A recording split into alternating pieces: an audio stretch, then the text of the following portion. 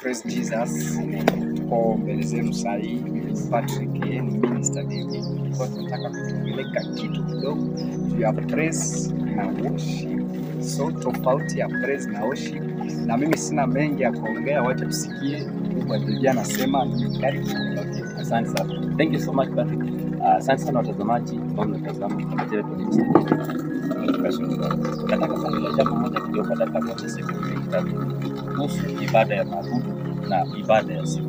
Ibada ya mabudu, mara mingi watu huenda kanisani kuabudu kwa mke, lakini hawaelewi zaidi ndani ni nini kile kinamaanisha maabudu katika kanisa ama nyumbani mahali ndipo.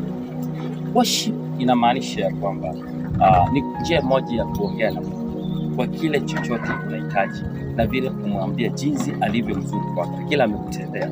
Unaongea ndani ya ibada ya mabudu. Hiyo ndio inaitwa worship.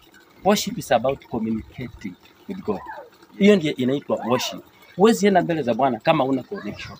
Lazima utafute kitu yote, njia yoyote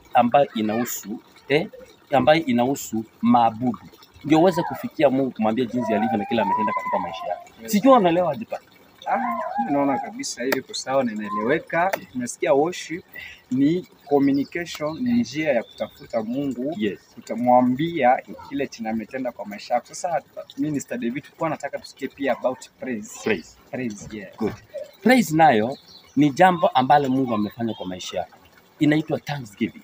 Thanksgiving ni about kusifu Mungu, kutafuta nyimbo ambazo Mungu amekufanyia kwa maisha yako. Unaenda mbele za Bwana, unamtukuza Bwana, unamuinua, unamsifu. Hata kwa ile hajetenda, ukimsifu atakitenda. Maana Biblia vile inasema ya kwamba tafuteni ufalme wa Mungu, mengine yatafuata. Inamaanisha aje? Mambo mengine tusifanye kwa sababu tunangoja nini? Tunangoja ya kwamba tumsifu ndio afanye kitu fulani. Unaweza msifu kabla atende, na maybe kuna mlango umefunguka, anaenda anaufungua. Yes. Wewe unaelewa aje kuhusu praise? Mimi kabisa nimeridhika na hiki tumesema.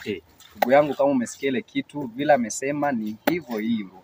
Kitu inafuata hapo, the next video itakuwa ni kuambia worship tofauti ya nini, kwa sababu watu wengine wanaelewa kama praise na worship lazima praise ikuwe na haraka sana na worship ikuwe polepole. Kesho ama siku nyingine tutaambia nyimbo ya worship ni gani na nyimbo ya praise ni gani. God bless you.